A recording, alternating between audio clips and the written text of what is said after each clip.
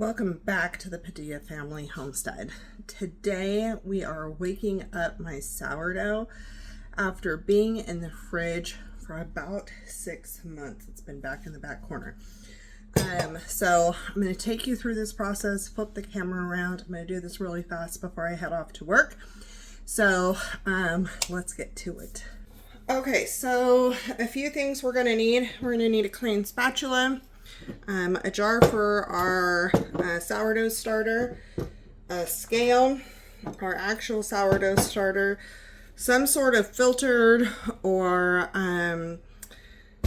water that's not bleached or chlorinated, I mean, and then flour that's not bleached. So I have hard red wheat right here, and I just have some water there. I do have a scoop to get my flour ready. So as we open this up, we're going to talk about what to look for to know if this has gone bad or not. So it doesn't smell rotten. It smells very sour. Let's see if I can get this. It has gray on top. It does not look green. It does not look peach or pink or anything like that. This is called hooch, and it means it's very, very hungry. I could mix that in. I am absolutely not going to. I am not a fan of that. So what I'm going to do is I'm going to go ahead and pour this off and then scoop off this gray part. Now, if this had pink or peach or smelt disgusting, then I would just throw it. I wouldn't even mess with this because it's not worth the risk for the family. You can get this gray on top after it being in the fridge for a week or two.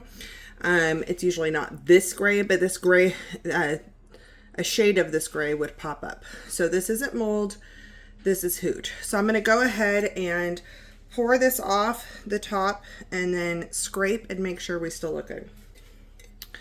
So as I'm scraping off, I am looking for any type of fuzz or anything like that. And this isn't fuzzy, this is just gray. So I'm gonna scoop that out. I'm looking for pink or peach. Now my flour is darker because I use a red wheat. That is the normal color. It doesn't look any oranger or pinker than it normally does. So I have no concerns here. So I'm just scraping that off. Okay, so that's what we are looking like. Again, it just smells like really sour sourdough starter. You only need a little bit left, but we have plenty. So I'm gonna start my scale up. It's gonna be on 0 grams. I'm gonna put my clean jar on here and zero that out, and I'm going to go ahead and get out a scoop of this.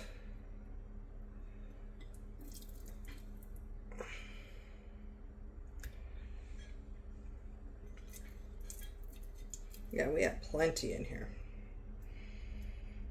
So this is going to be extra hungry, which is fine. I have about 50 in there.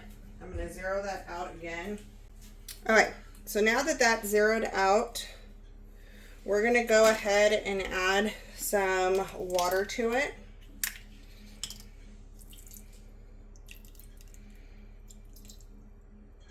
I usually do 50, 50, 50.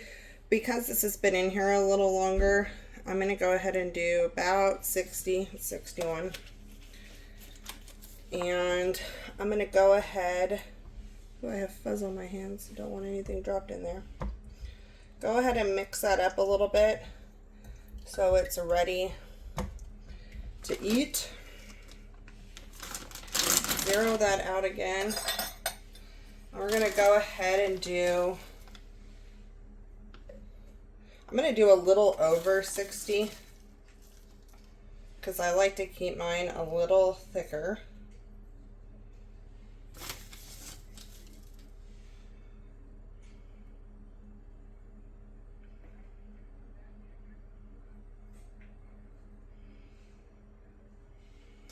So that's 62. bringing it to 60. It's bouncing between 63 and 64. So I'm going to take this off the scale now. And I'm going to mix this up.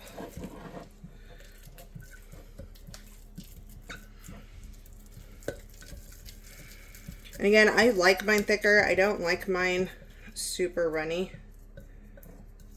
I use the hard red wheat. I may start using rye. This is just what this is built with, so I'm feeding it with that. I've heard rye is really good, and I may start a portion of this starter with that. My husband's going to be so excited. Alright, so it looks like we are all mixed up. I really want to scrape down my edges here.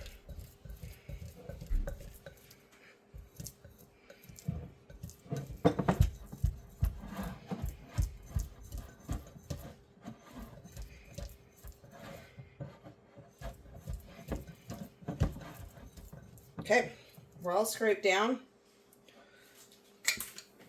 I have a coffee filter here that I'm going to put over the top and a rubber band. That way it is breathable. And I'm going to pop this over on top of the fridge. I usually do a band around the bottom. I'm not going to today. I know it's just like almost a fingernail's width above the bottom. And this is probably not going to double today, but we're just waking it back up. This thing is hungry and we can't expect it to be a workhorse right away. We need to let it regain some of its strength. And there it is. So it's going to stay there for right now. I don't have a permanent home for it yet. I will. My husband's going to be so excited that I woke this up. He's been asking me since we moved when I'm going to start the sourdough. So we got this awake. We'll start getting into a routine again. Try it out in an electric oven and get back with you guys. But thank you for joining. Now, I suggest if you have a sourdough starter that has been in the fridge, to do your research. If it is really old, make sure you're doing your research. Look at a lot of photos online on what you're supposed to look at. Watch videos of people who've used it and that they didn't die afterwards. Things like that. So there's a lot of homesteaders that I follow that have had older sourdoughs. I've really gone through that process, really watching it, and I felt really comfortable with what I saw. So as long as this behaves properly, I'm golden.